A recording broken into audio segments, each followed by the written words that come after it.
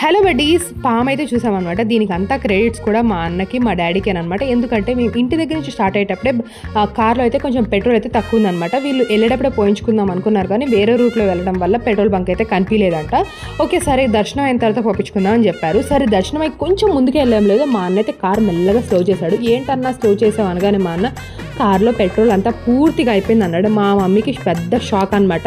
ఇప్పుడు ఈ కార్ తోసుకుంటూ వెళ్ళలేం, కానీ పెట్రోల్ బంక్ మా దగ్గరలో కూడా లేదనమాట వెళ్ళటానికి. ఇంకా సరైన హైవే రోడ్ మీద ఆగిందనమాట. మా అన్న వేరే వాళ్ళ హెల్ప్ తీసుకొని పెట్రోల్ బంక్ దగ్గర నుంచి పెట్రోల్ అయితే తీసుకొని వచ్చారనమాట.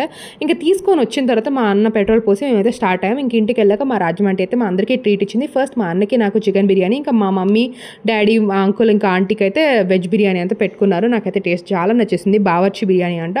And thanks aunty. ఇంకా వచ్చేటప్పటికే చాలా లేట్ అయిపోయేసరికి అంకులే మాకు కూడా ఫుడ్ తెచ్చేసారు అనమాట. ఇంకా నాకైతే డ్రింక్తో పాటు బిర్యానీ తినడం చాలా ఇష్టం.